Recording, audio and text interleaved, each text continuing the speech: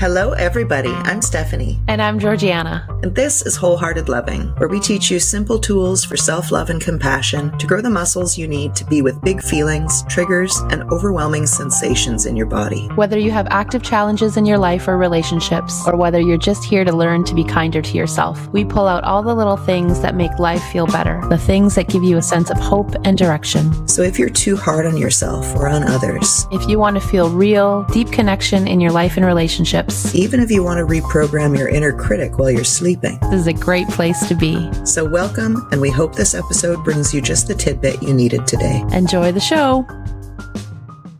Hello, everybody. Welcome to Wholehearted Loving. I'm Stephanie. And I'm Georgiana. Today, we're going to be doing a continuation from our conversation about gratitude, gifts, and burdens from last week. We're going to go a bit more in depth about acknowledging and understanding the impacts of burdens in our lives and how and when to share them. You can find self-reflection prompts for this episode and every episode on our Instagram at Wholehearted Loving, and you can learn more about us and how to practice with us live on our website at wholeheartedloving.com. Before we get started, we are going to do a body-based self-connection practice to connect with ourselves before we connect with each other and this podcast. And if you're watching us, you might have seen that I was already wiggly because I was already in that, okay, we're going to do the body practice place. We're going to today bring some awareness to your back, your spine, whatever way you connect to that part of your body. And just have a little notice of what it might need right now. Does it need some stillness, some strengthening, some elongating? Does it need some folding over and some movement or some stretch? Play around and find out. It's possible you don't know right away what it needs. And that's always a great reminder to just try something. Try something and see. This is one of the things, like, it's really easy for me to just never move. I could just sit still and never move like a pillar of salt or like a vampire. And I notice how adaptable I am to whatever uncomfortable situation I'm in. And this is probably true for everyone. Right now, I'm in my office, which is in a shed, which has a slanty floor. So depending on which way I'm oriented, I'm having to do these micro bracings of my body to not lean in a way that's unnatural. And I marvel at how I could just sit uncomfortably in a position bracing myself like that for the entire time we're recording. Or I can take a moment to notice my back and move it in ways that feel good and orient my body in ways that are more naturally supportive instead of me having to brace through discomfort forever. Yeah, it's a great reminder to let your body let you know what feels good and what doesn't. I had this grand idea today for recording this episode that I would sit on a chair because I normally sit on the ottoman and it's soft. And so I pulled the chair over and I sat down and it was like a no right away. Like, this is not good. And it was this moment feels not good. And also I can predict, I can imagine like 5 minutes into this recording, 10 minutes in, 25 minutes in, and I could just see that I wasn't going to be comfortable. And so even though it took more time for us to, set things up again, I had to move the chair and go back to the ottoman. And this is just about a chair and an ottoman. Yours is about adjusting and being uncomfortable on a slanty floor. But I think that it also symbolizes a lot of things we put up with and push through in day-to-day life. Right? Whether they're little tasks or like full-on relationships with people that just don't feel quite right. And we stay and we push through. It's just a good awareness to start building into your day of, does it feel good what I'm sitting on? Does it feel good how I'm standing? Does it feel good what I'm laying on? Or do I need to change something? Yeah. And like tiny tweaks, right? We talk about baby steps all the time. And this applies here as well. Like in the past, if I noticed this, oh my gosh, I'm on a slanty floor, I might go, I need to move my office into an entirely different building. I need to leave this place and never return. Instead of what are some like little tweaks I could make that will make this situation bearable. And I think that applies also in relationships, at least for me. And I'm sure other people can relate to this as well. One little thing might feel like it's not the thing. And I'll just be like, bye, goodbye forever. When it could be like, could we discuss something? Or maybe I can embrace this tiny thing, or there's a little tweak I could make here instead of just throwing the baby out with the bathwater. Yes, I like that you use the word bearable. I don't love that we orient to bearable in life and have that as the bare minimum, but I like it as the beginning.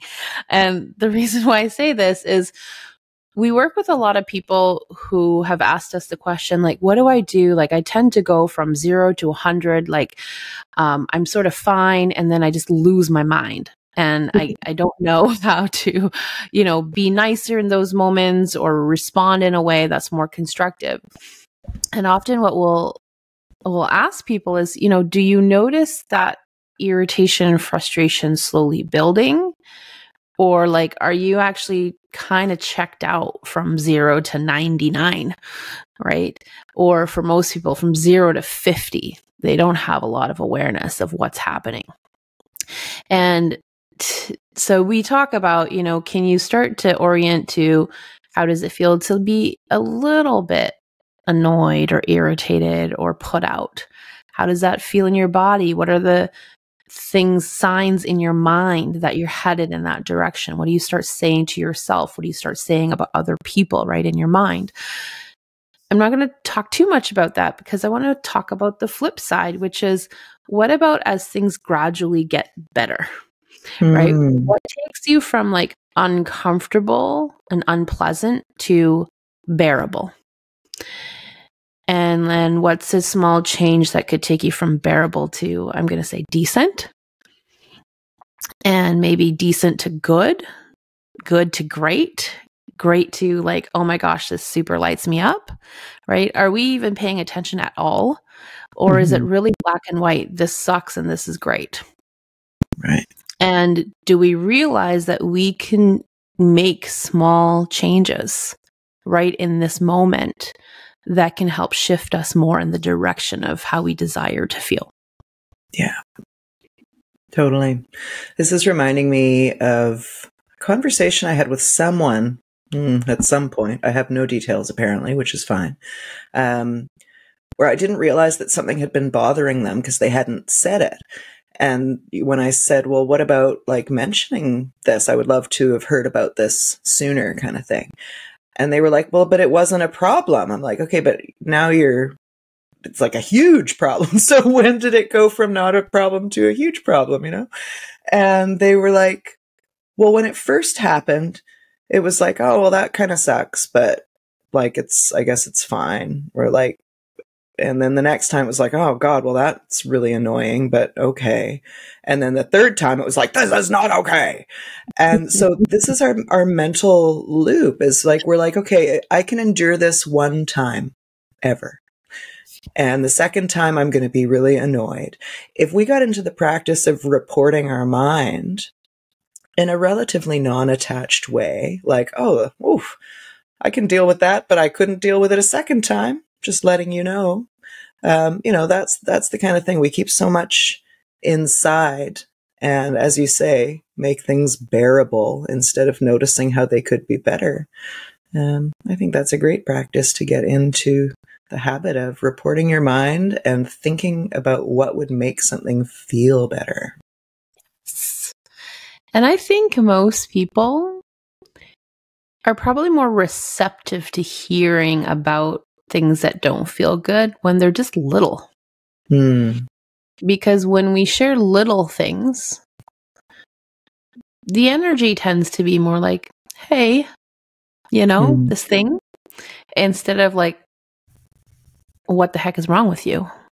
Yeah. How many times do I have to say this to you? Right? So chances are you're going to find resolution easier. You're not going to stir up someone's defenses as quickly. And I think what's a really pleasant thing about being able to navigate and enjoy that space with someone is like, you feel like, hey, we know how to do this dance together. There's a safety to do this dance together. Like, I can just tell you a thing that doesn't feel great, and you're like, oh, you're receptive, and you're like, oh, okay, I can do something about that. And we sort of just do that dance together. And we know that we can both bring in those things when they're just little, and they're easy to tweak, easy to change things up. And when I have that kind of dynamic with someone, I just overall feel better in that relationship. Totally. Right. I feel like we're sort of in this together. We're in this together. We both prioritize that we both feel good in this connection.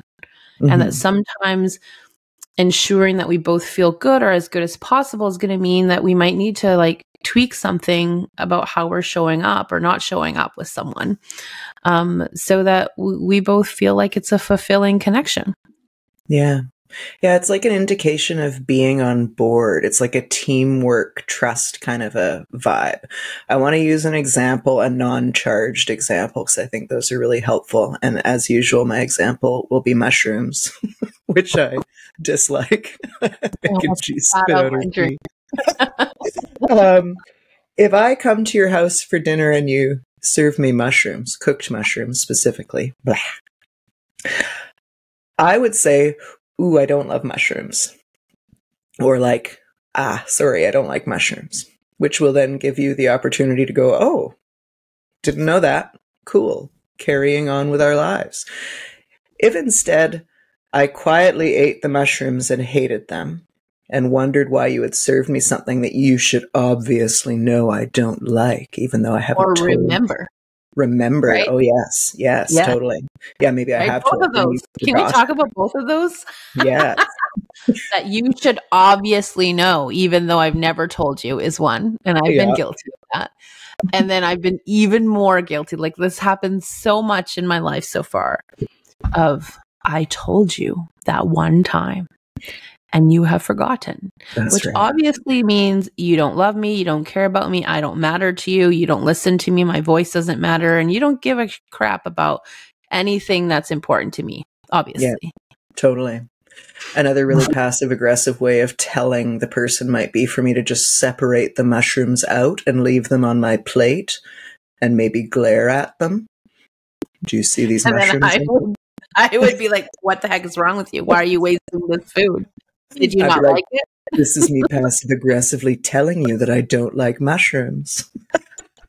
And if this went on for weeks and multiple dinners, and I'm slowly building my shock that you've served me mushrooms repeatedly, even though you know or should know, I mean, you can see where this is going, right? It's not good. I'm going to blow my top. I'm never going to come to dinner again. I'm going to tell stories about you all over the world, evil mushroom forcer. I want to talk about something you said, which is, I don't love mushrooms. Okay. I think there's a great time and place for, well, I don't really love that. Right? Because sometimes we are like sort of indifferent. I don't love it and it's okay. But I don't know if it was someone in one of our groups who mentioned this sometime. They're like, oh, I realize I say that a lot, when really what I mean to say, or what I would say if I wasn't afraid of hurting someone's feelings or causing some tension, is I don't like that. Yes. Right. So noticing for yourself, when is it when you say, oh, I don't love that, and it really is actually okay with you. Yeah. And when are you saying, well, I don't love that, and really what you're saying is, I really don't want that, and I don't want that to happen again and again and again. Totally. And I'm just too afraid to say that to you. Yeah. A great example for noticing that's a less charged thing is allergies, right? If I was allergic to mushrooms, it wouldn't be like, oh, I don't love that, or I hate mushrooms. It's I can't eat mushrooms.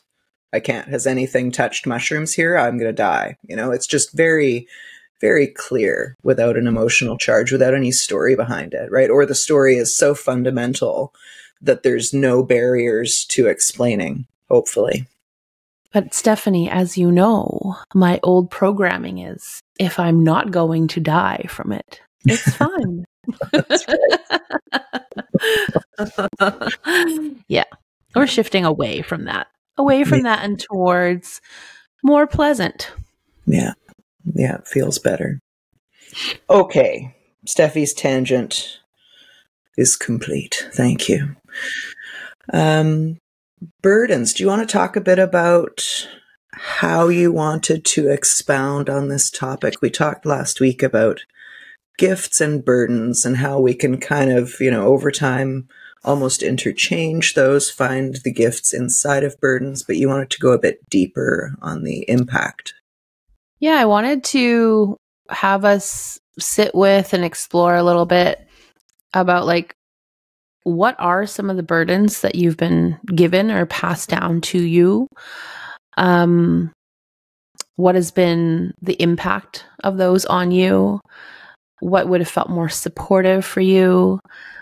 What do you do when you don't feel that you can share your experience of a burden with the person who gifted you and gave you this burden? If they don't have a desire or capacity or willingness to really hear you out, what do you do with that?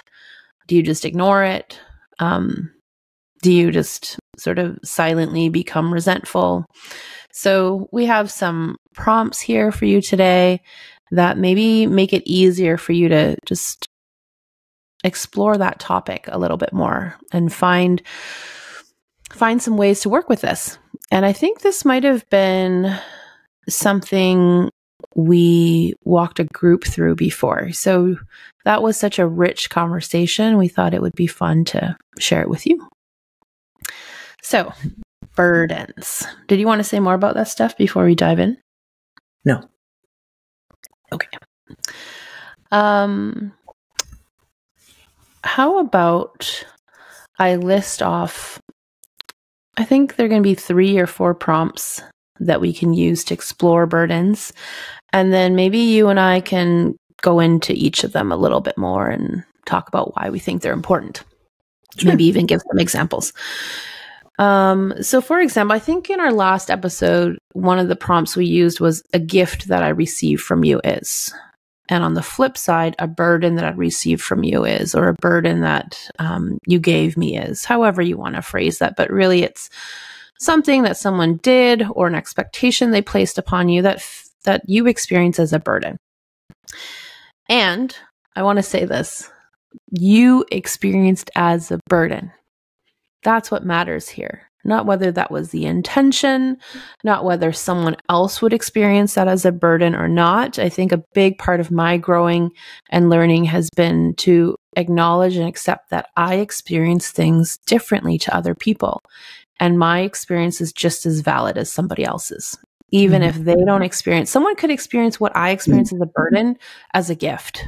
Totally. And my old self would have thought, well, what's wrong with me? Why can't I see it as a gift? Right. And so I'm learning to acknowledge when something really feels like it's a burden. And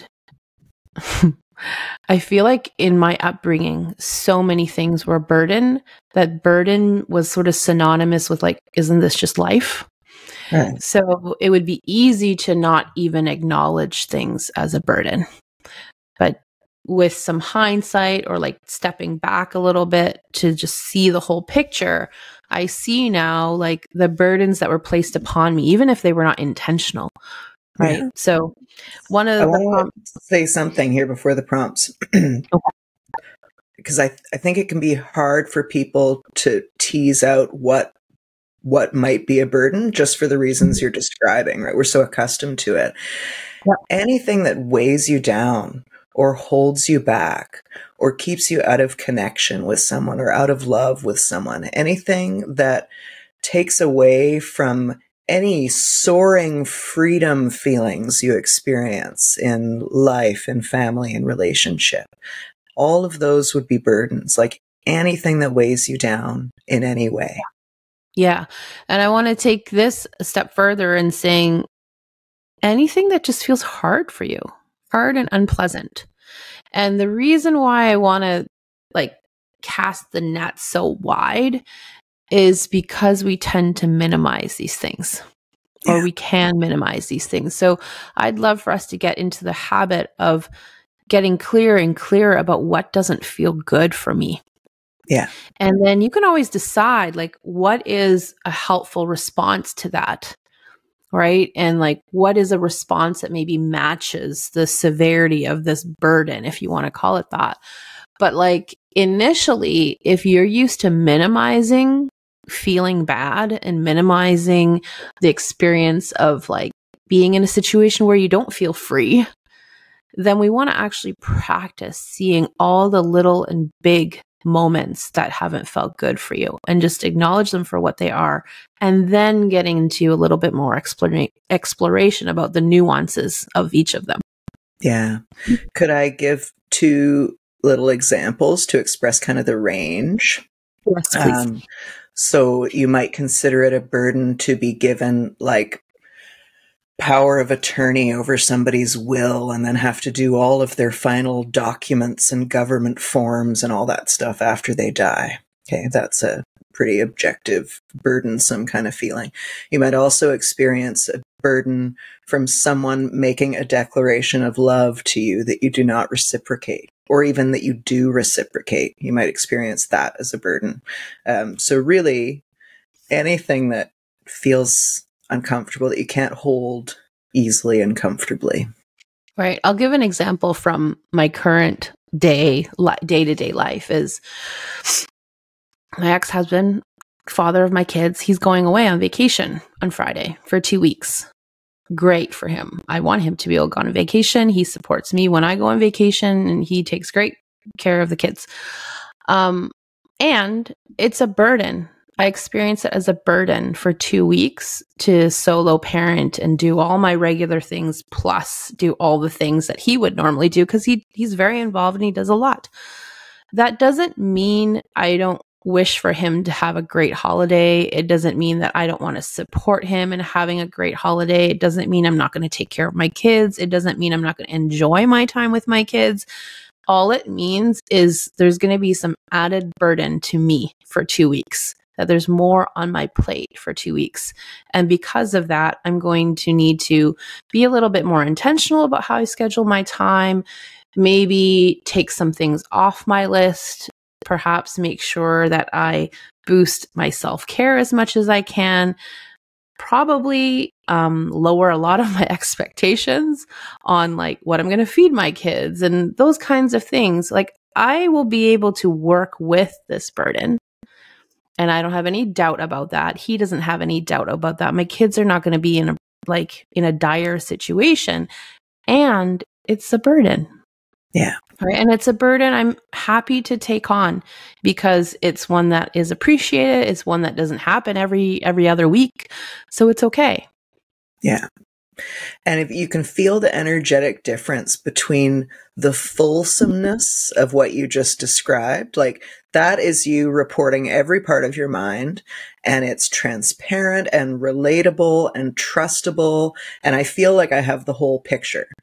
If you were instead saying, oh, I have to do all these extra things, but I'm so glad he's going on holiday. It's no problem at all.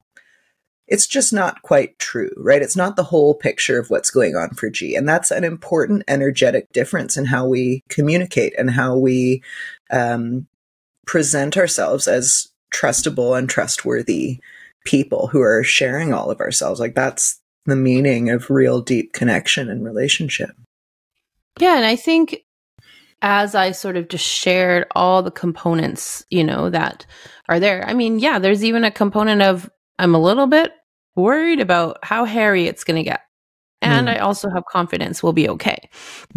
So, but when I can report my mind about all the different components of this burden, it also, I think, and I would happily talk to my ex about it in this way as well, it helps him appreciate, oh, this is a real effort that this person is putting into things so that I can go away on this holiday. And so there's a level of appreciation. I think there's a level of I would reciprocate for her when tables are turned. And also, what did I want to add about that? I forget what I wanted to add about that. But like, yeah, like I think it's a way of building goodwill, you know, when you're just honest about it instead of, like you said, only giving a snippet. Oh, I'm happy that you're going away. It'll be fantastic. Great. Have a good time. Yeah. Right. There's nothing wrong with that, but it's not complete. It doesn't really give the other person a full picture of impact. Right. And it creates the story that creates the next steps, right? So if you were just like, oh, this is easy and no problem. And then he was like, oh, great, because I'm intending to go to Hawaii 2 weeks every month for the rest of my life. Glad it's so easy for you to pick up the ball. Exactly this. Okay. So this was the thought that I was going to land on is when I communicate the whole impact on me without blaming or shaming or guilting, then it has him register too, like, oh, this is a big deal. This is not just like a simple thing, a simple ask, right? So I should be intentional about when I ask for this, that it's not every other weekend, right? And I think that's the thing is when we give people the impression because we want to look strong, if you want to call it that, or we want to look competent, or we don't want to upset them, it doesn't give them complete information for how to relate to with us in the future and how to work on things with us in the future. If I don't give any indication that this is, you know, sort of hard for me, how would they know? Right. Yeah. These are the things that people whip out passive aggressively at inopportune moments to vent what's been boiling inside, you know? Oh, it's no problem. I'm happy to host whatever this thing is, this hugely involved thing, no problem. And then you arrive at the event and it's like, oh, well, you know, this did actually cost me a lot of money. And actually it was a huge pain in the ass. And I'm going to quietly vent to whoever will listen about that. It's, an internal split that I think is worth integrating. Yeah. So, burdens. Okay. Nice. So if we want to explore burdens and how they impact us, then here are some options for using some prompts to explore. I'm going to suggest a few prompts. But as always, when we suggest prompts, it's not that you take these literal things and try to complete the sentence. It's that you learn to pull out the essence in each prompt. What is the essence? What is this getting at? What is this helping me connect more deeply to of my personal experience? So the first one would be a burden that you gave me is a burden that I received from you is something about the burden, or the burden is, or I feel burdened by, whatever. It's the actual factual thing that you feel burdened by. I'll give an example of that. So maybe I'll throw examples in between. So when we were working with this in a group, someone said, a burden that I received from my mother is perfectionism. I understand that. I relate to that. And so right away, I'm like, okay, I get that. However, I wanted to have this person practice getting more specific because we can be very good at being broad and vague. And there's a lot more power in being able to be very specific, whether it's just to acknowledge our own personal experience or to be able to communicate clearly with the other person what we mean.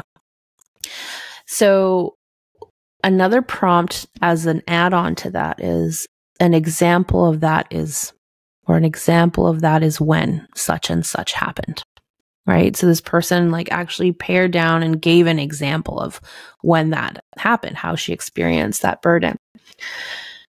The next prompt is, that was a burden for me because, and this is now starting to head into the impact. What was the impact on you? Right? That this thing happened or it was passed down to you. Or I'm impacted by this burden by whatever. And then we shift again to what I needed was, or what would feel better is, or what would have felt better was. So this is about our needs and how we desire to feel and what would have contributed more. This is especially important when we experienced something as a burden, but someone's intention was to give that as a gift.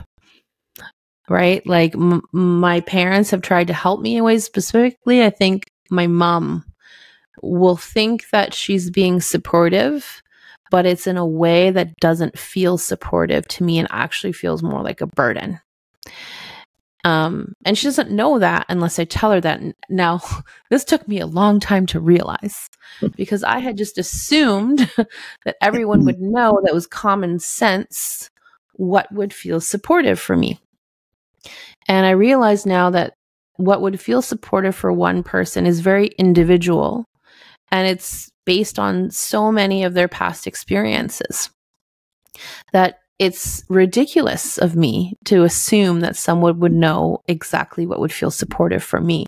So this prompt for me has been really helpful to be able to not just articulate to someone about what they could do that would feel more supportive, but for myself to get clear on why didn't that other thing feel good? What was it actually that I needed more of instead? Yeah. And every time I get clear on that, I feel like I know myself better. Mm-hmm. And it's such an important piece here, that finding clarity, and that it can take time, right? Especially a lot of these things are emotionally charged for us. And the more emotional we are about it, the less clear we are on what the nuggets are that are understandable to communicate for the other person, right? What can be received and what can't. Yeah. So I want to speak to that in a second. And then I just noticed another nuance of a prompt that I wanted to share, which is how I'd love to feel is. Right? You mentioned that earlier, like, how do we want to feel, right? Imagine sharing with someone how you'd love to feel. Most people who care about us, love us, would want us to be able to feel these things that we want to feel. They just might not know how to help us feel that way. So that's something I wanted to add in there. When I walked us through these prompts, they're in past tense. Because I don't know if I just naturally go that way or just with practice that I realize, especially when you're just starting to grow this muscle of being able to acknowledge a burden, get clear on what the impacts were for you, what you needed instead, how you want it to feel, and then slowly learn how to share that with someone. Like Steph says, we don't grow that muscle overnight or in the moment. I find it has always been helpful for me when I want to learn this skill is to sit down and reflect on past experiences and just write them out or speak them out or run through them in your mind of like, what was that experience like for me? Because you're going to gather a lot of information. There's probably a lot of repetitive themes. And then once that becomes clearer, then you might choose some of those pieces to share with the actual person if they're open. Yeah.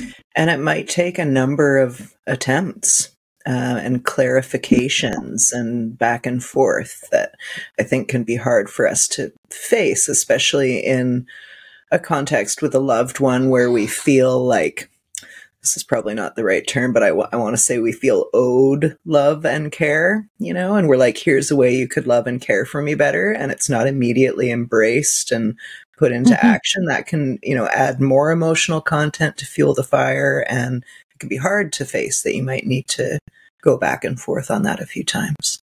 For sure.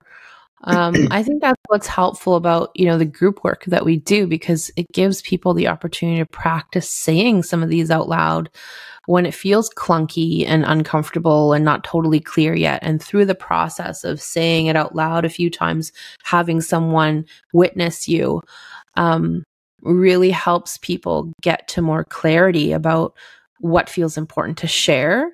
And also it's a very, validating experience, I think, to just get to acknowledge that this is how I experience something, even if the other person doesn't understand, or even if they would never experience it the same way themselves. Yeah.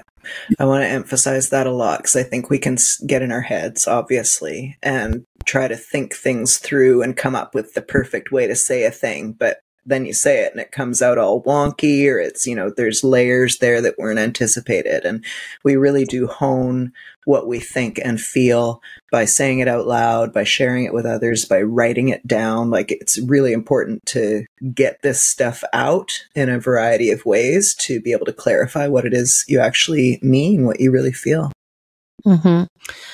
And I want to touch on this piece of wanting to say it perfectly. And this false belief that saying it perfectly will get us the response we want to have. Because it ain't true.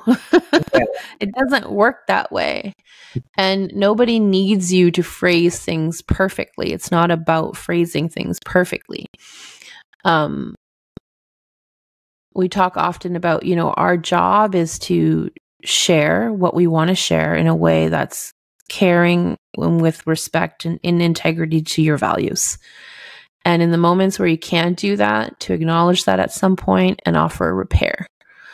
But you can share in your most perfect way and you have no idea how someone's going to receive that.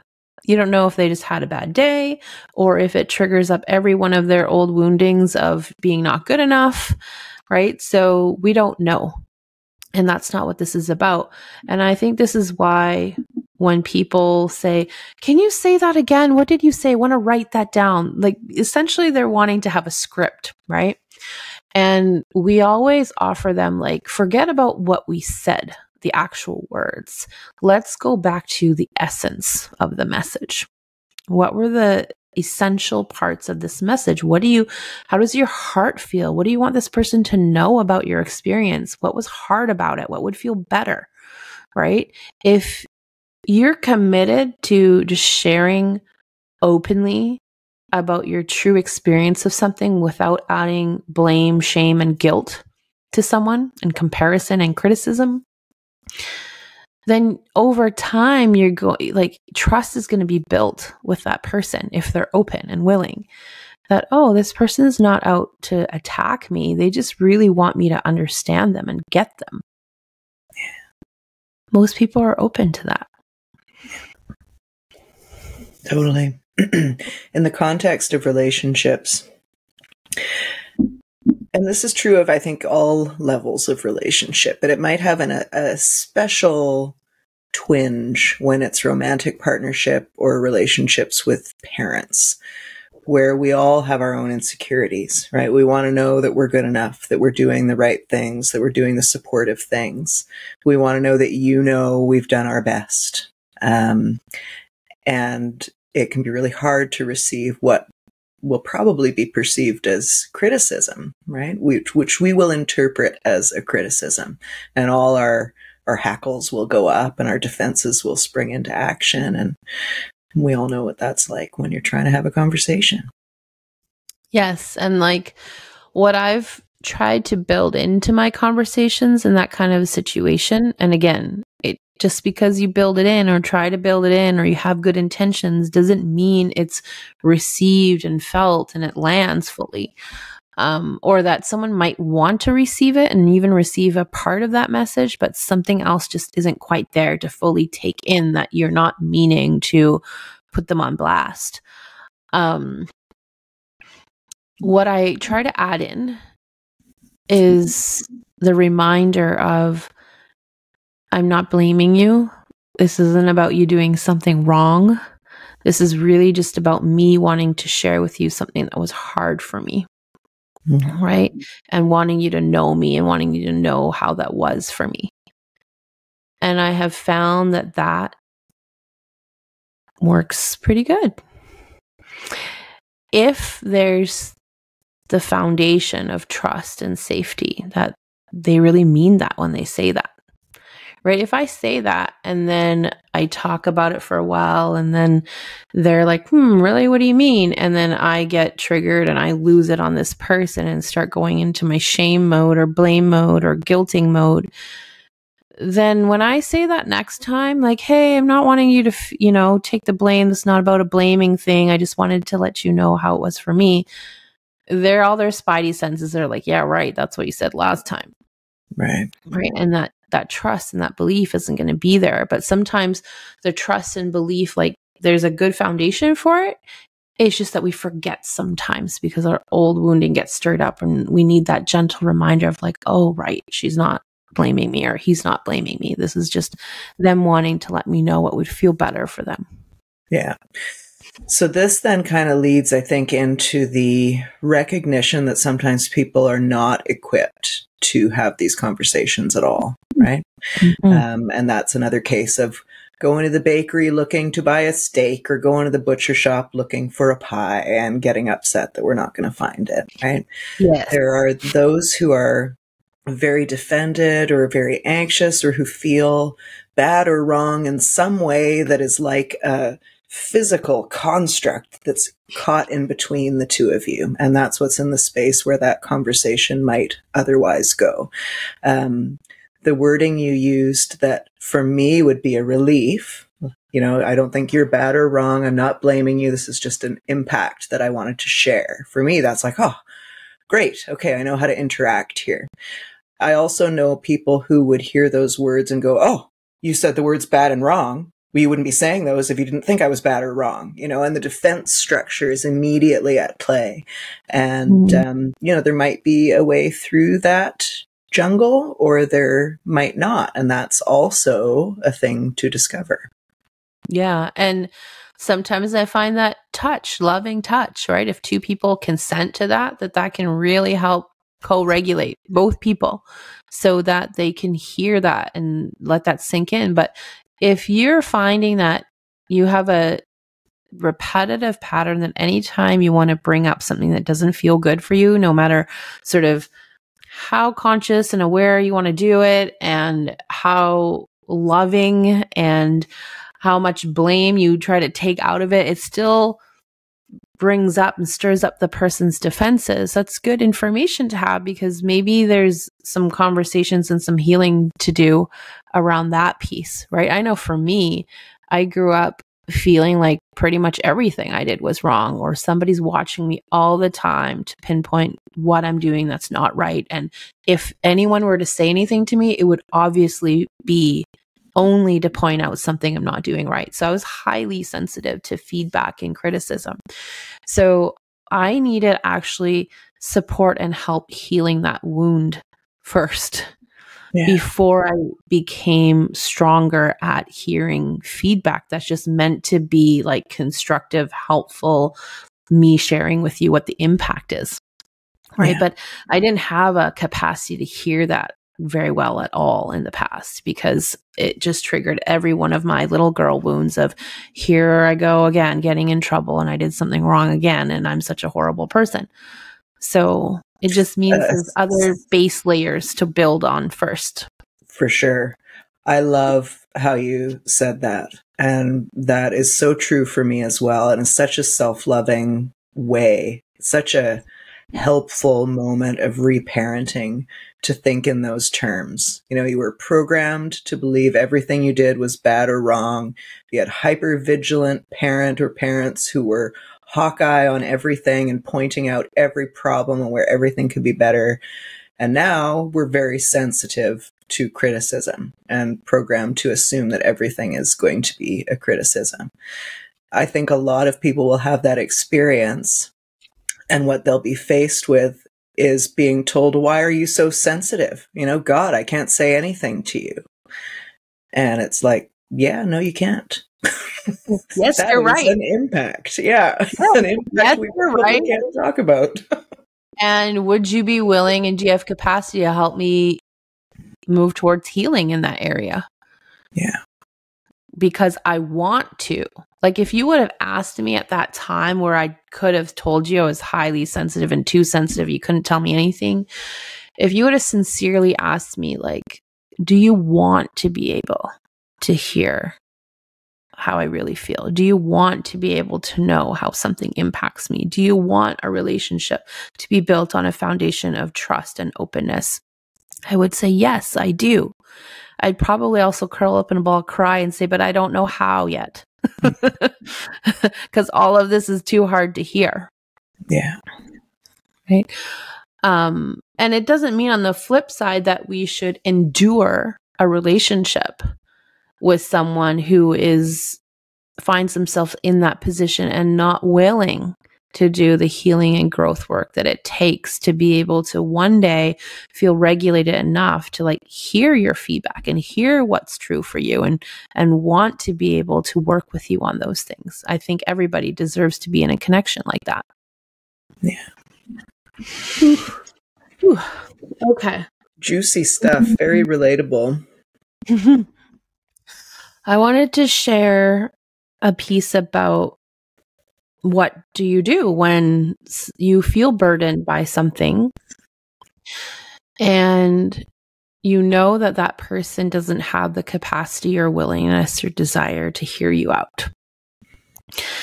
Do you just stuff it? Do you just vent and complain to others? What do you do? So recently in a group, we walked people through this exercise. And some of them knew there's no way I'm ever going to be able to say this to my mother and she's not going to be able to hear me out.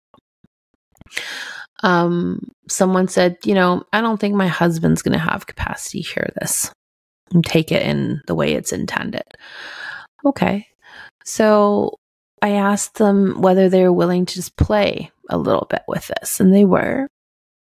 And I said, well, what if I were to give you that acknowledgement that this was a burden that you have experienced and how it impacted you and what you would have felt better for you? Are you open to hearing that, receiving that?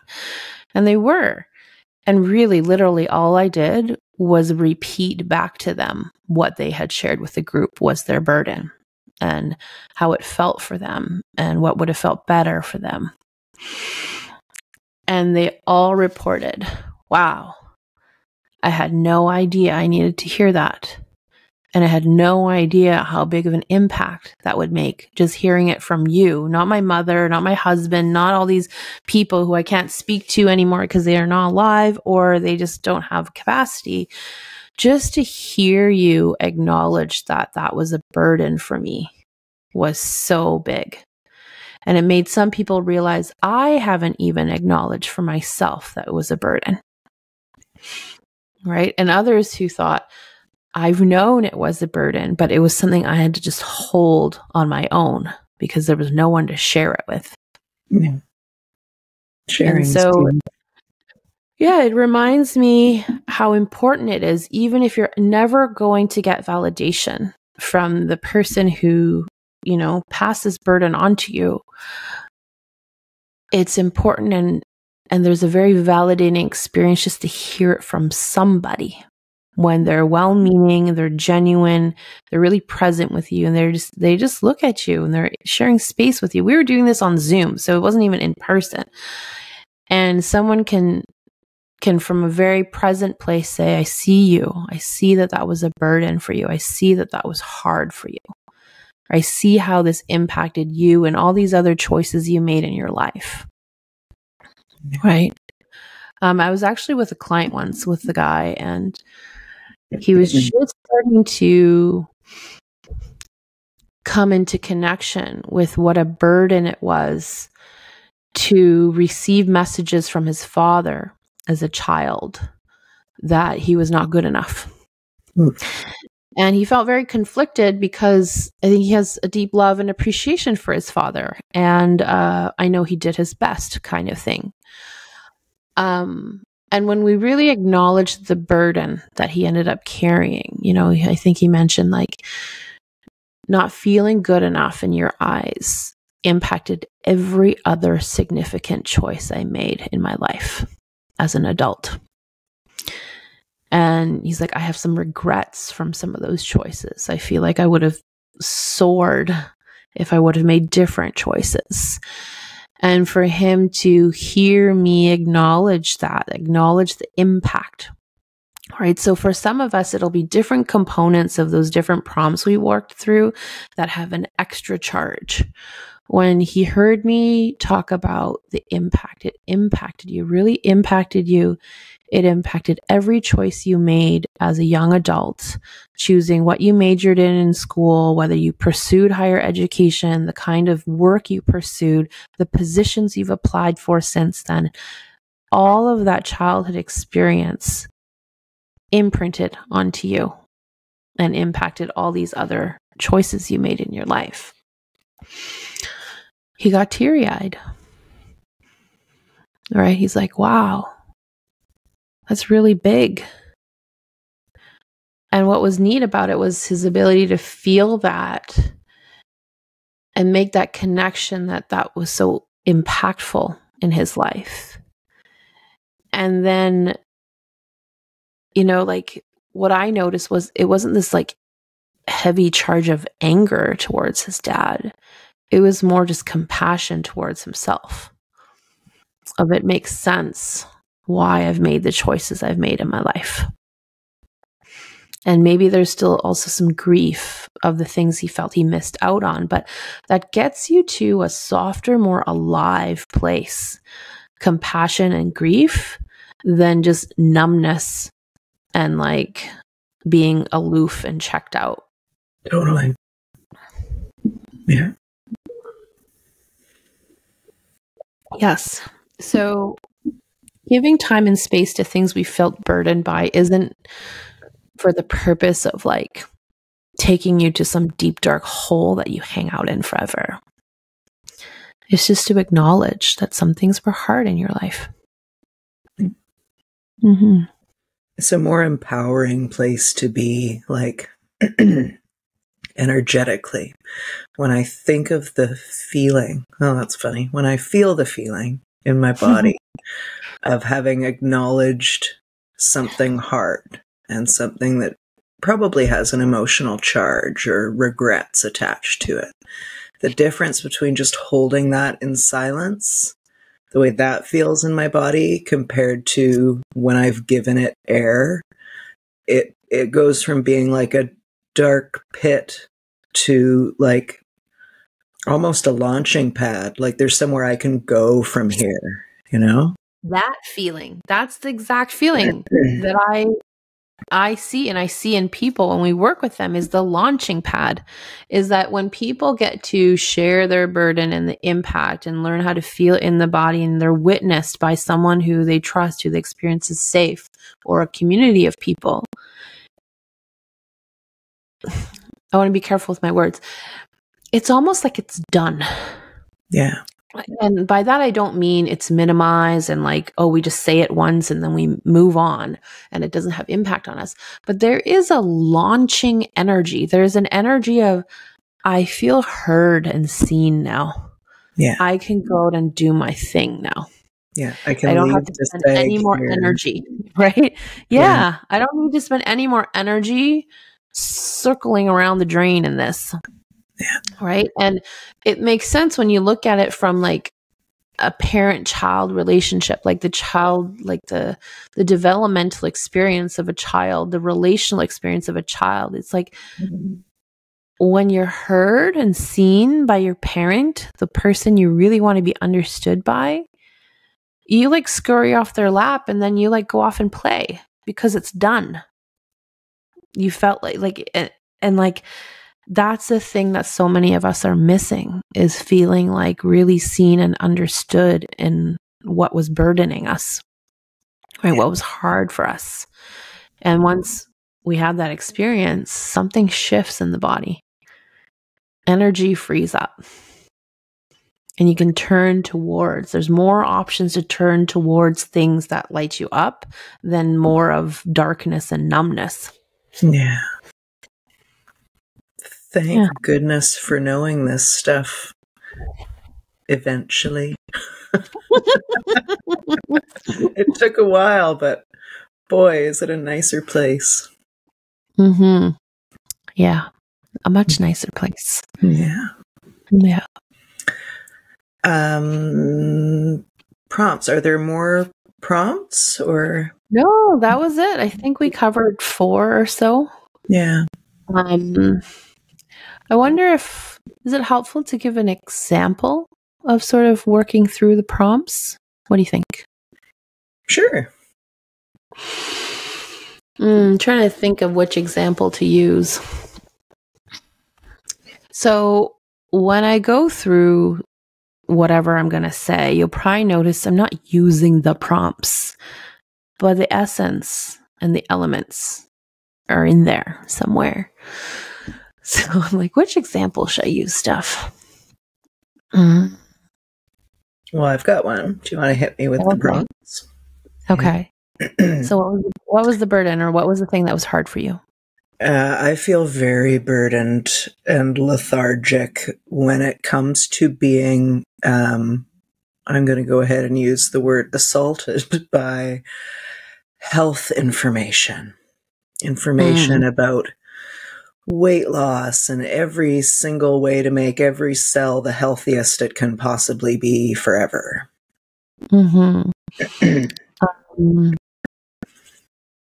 you give a specific example, like when that's happened?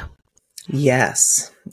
So when my mother plies me with articles from health experts and details, especially details which tend to change as new information is uncovered, about, the very precise amount of like protein or amino acids or calories or whatever complementary cell molecule to avoid having free radicals in your body. Right.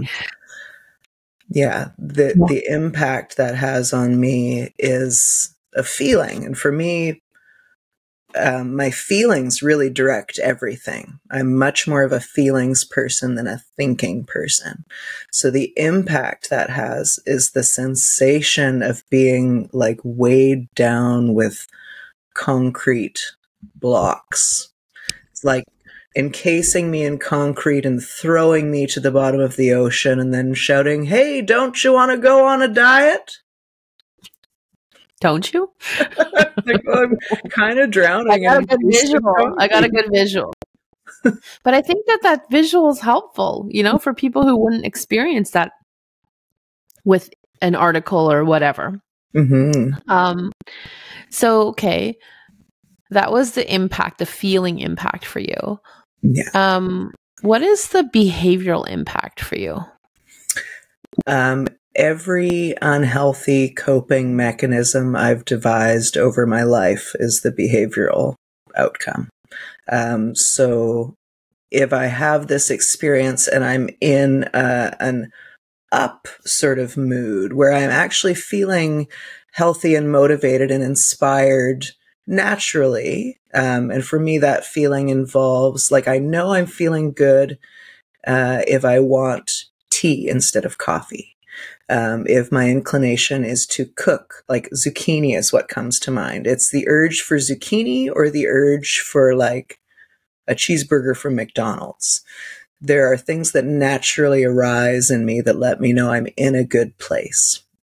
And only the negative things happen when I'm experiencing that impact. I see. Okay. And what do you think you needed more of instead? It's so easy because I know it now.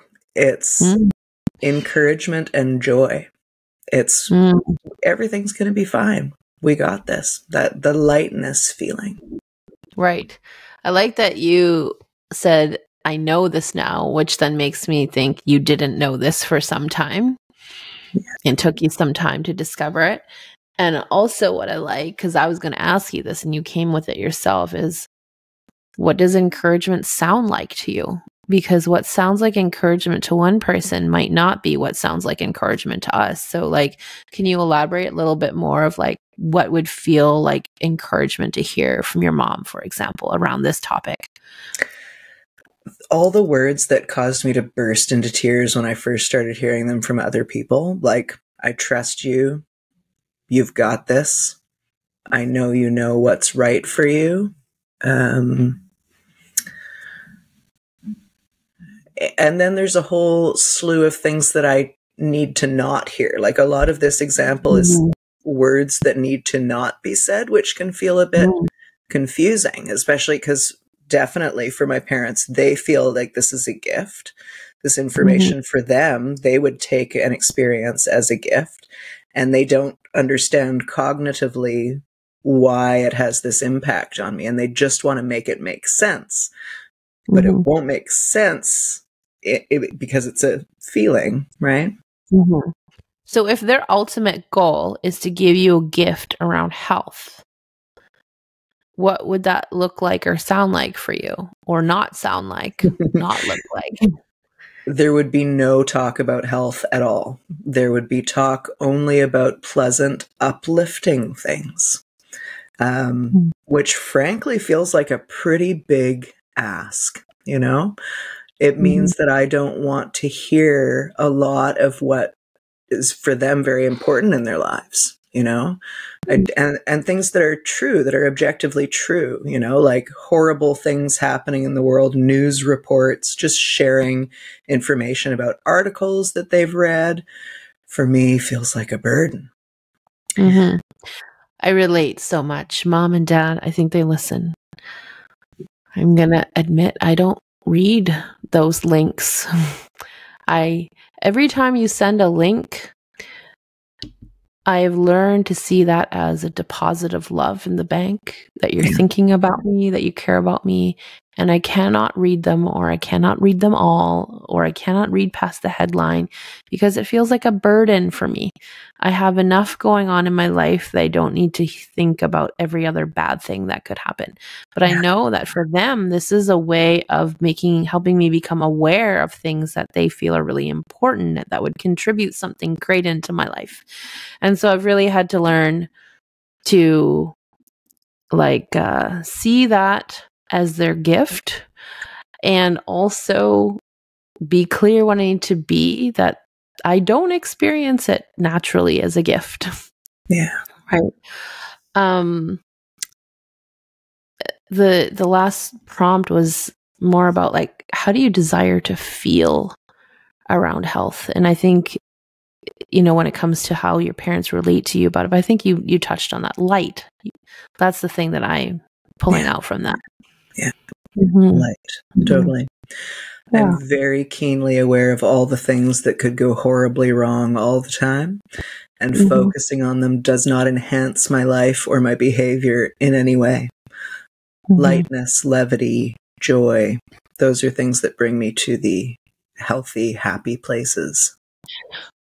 I think that's a really important distinction to talk a little bit about, because hearing you say that, I get this clear feel and read on you that for you to move towards things that better your life, it's imperative that you're connected to this feeling of lightness, of hopefulness, right? Of encouraging energy. Whereas other people, and I see this, I think, in my parents too, is they're motivated by a very different feeling, like fear, what could go wrong, and wanting to avoid all the things that could go wrong really fuel them. Yeah. And so they think that's going to fuel everybody. And that might fuel some people, and it definitely doesn't fuel me. Yeah. And I think that that's a great thing to become aware of, is like the people who you have in your life, what are they fueled and motivated, and what helps them launch forward? And maybe you notice, hey, we don't speak the same language, and no wonder there's conflict and tension. Yeah, totally. That's actually a great and very fitting pun-wise way of addressing this situation, is fuel. I think it would be very helpful for me to say to my parents, hey, I figured something out. We have different fuel. And the fuel you're giving me is wearing down my engine, man. You know? Yeah. And like, what I like about that is it really just is a conveying of impact on you, how you're wired, versus you're doing something wrong and I can't stand it, which can all feel true to you, right? But it's not maybe the stuff that's going to land well and be received well and cause any change in behavior pattern. Totally. Yeah. I like this analogy as well because my dad loves cars and engines. And I think that'll really, I'm like, you're sludging up my engine and then expecting the car to run more optimally. Just doesn't make sense, you know? It doesn't make sense. Done. Done. Yeah. Yeah. I will share, not go into all the details, but just that as I've been practicing how to share when something's hard for me, especially an intimate relationship, where like I've given myself the task, I'm not going to any form of blame or shame or guilt or you should have or you could have or whatever, because I already know how to do that really well. I just want to practice doing things differently without minimizing my experience and making things okay that are not okay. So I gave myself the task of just starting to share when I notice things don't feel good for me, really to say that. It didn't feel good for me. What I noticed in me was, right there I go sharing impact, right? When this and this happened, there's the example of it didn't feel good. You know, I want to feel, for example, that I can trust you. I want to feel safe with you, right? So when you speak to me that way, or when you bring that energy, it felt scary for me. And I felt further away from being able to feel that sense of safety that I value so much, that in all these other instances I feel with you. And in that moment, I didn't. Yeah. And I want more of that feeling. I wish that in that moment, I could have felt more of that safe feeling with you. Right. And then all of a sudden, it's like the other person's like, oh, okay, I can work with that. Thank you for telling me. Like, I never thought someone would say, thank you for telling me when it related to something that I was upset about. But I think there's a way for us to practice sharing it that doesn't have the energy of blame and shame and guilting. Yeah. And it doesn't have the energy of you should know better and you should have known what you should have done instead. Like that kind of like, why do I have to tell you this again? Kind of energy. I really want listeners to know how possible that is, because for me, that would have seemed just impossible, right? Anyone in my life, because it's what I was accustomed to, and then it's what I fostered more of because it's what felt comfortable. Anyone in my life who I would have brought any kind of problem like that to, it would have been a shame spiral response, a defended response. The idea that someone could just go, oh, thanks for telling me that. Like, I don't want to have that impact. Let's work on this. Like, it would have been just unbelievable. I would literally not have believed that that was a possible response.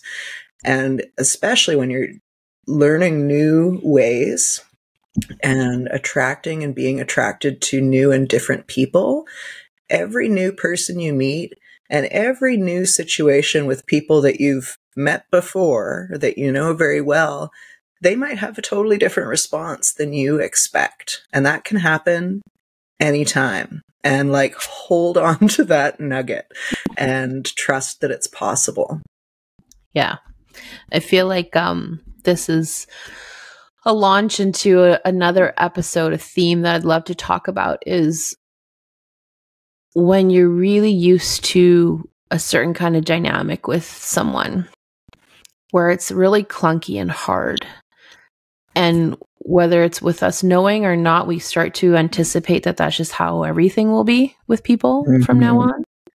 And then when you finally come across new people where that just isn't true, like something better and lighter and more constructive is possible, how great that feels, and also the grief that it stirs up because you're reconnected or connected for some of us to how burdensome and how yucky the other experience was. Sometimes we don't really know the pain of something until we have something much better to contrast that with. But that'll be another time. Yeah, I like that. I'm writing that down. Maybe to tie this piece together, I'll share what's really helped me in growing this muscle, to be able to share with someone what hasn't felt good for me. A lot of us are like, okay, I'm going to be nice now from now on when I tell someone I'm not happy, right? Instead of going into blame, shame. Or I'm going to deal with this in a more constructive way. Or I'm not going to yell anymore. I'm not going to compare or criticize. Well, that has never really worked for me. Like making those declarations in terms of things I want to change hasn't worked that well for me. Like it might work once in a while here or there, but it hasn't really ever created sustainable change for me. And I'm noticing something that's really helping me create sustainable change is this. I'm giving myself, whether you want to call it a task or a challenge, to practice doing it differently. And when I say doing it differently, what I mean is just doing any component of it differently than how we used to. It doesn't have to be the whole thing. And when I say practice, it's exactly that. It's practice. It takes time. I'm going to stumble. I'm going to fall. Sometimes I'm going to get it the way I want to get it. Other times I'm not. And I see it as this thing that I just keep doing. I keep doing my best at it. Yeah. And then when I use the words, I give myself the task or the challenge. The task helps me connect to, this is my intention. This is just the thing I'm practicing right now. It's very like black and white. Just practice this. I don't have to involve too many feelings. It's just practice doing something differently. Which for me, one of the hardest things for me to do differently was tell the person I'm hurt. And that's been the one thing I've tried to stay really tethered to.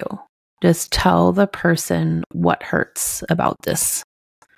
Or even that I'm hurt about this. Because before, what would mask that is blame, shame, criticism, or passive aggressive, like, I'm fine. Yeah. Right. And I find that when I'm tethered to the task of just share what hurts right now, what helps me with that is when I stay tethered to that, the rest sort of just follows. Mm-hmm. And what I mean by that is once I've done that hard piece, it feels easier to say, and how I really wanted to feel was this. And what would have helped was this. It's just getting over that initial hump, right? So sometimes we're like, oh, I need to get the script right. I don't think we need to get the script right. I think we need to help ourselves be able to open up about what that hard thing is that we want the other person to see, but might be afraid to have them see. Yeah. And then the rest seems to flow.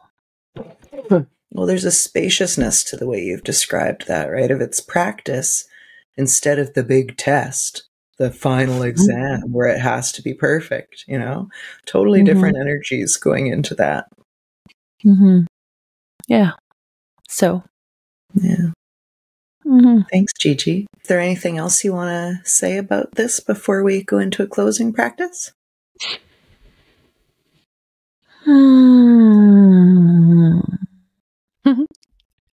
The thing I want to say is the thing that would launch us into a whole other podcast episode. So I'm going to practice giving myself the task of just holding that for now and sharing that with you separate to this. Okay. Great. Yeah. Thank you. Please write it down also. I did. Yeah. Okay, good. I did. Now written down. Okay. Do you have a closing practice that you're feeling?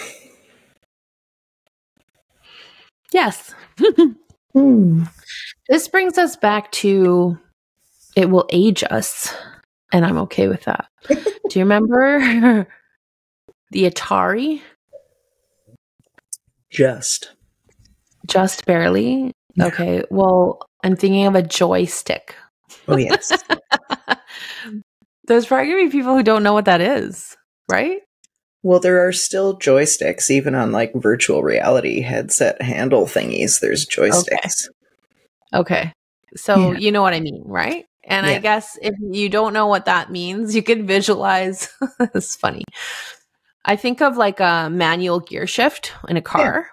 Yeah. But also some people can't relate to that. But I remember a funny story of when my parents were talking about learning how to drive stick shift.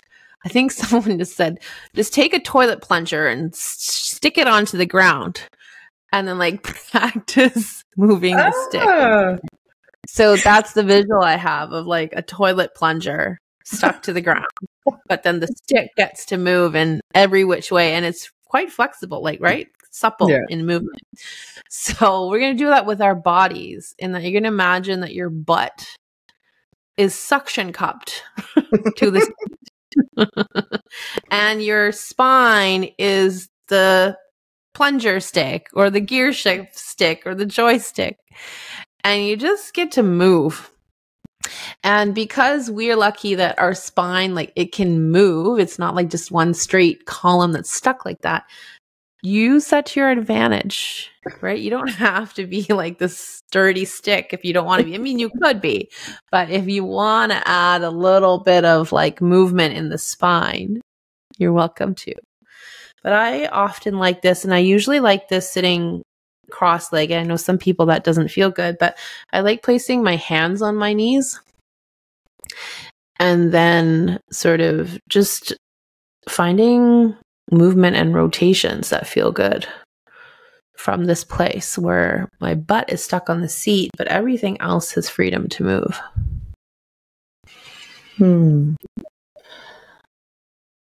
I feel like there's a lot of good visualizations you could add to this about like forward movement or pausing or moving backwards.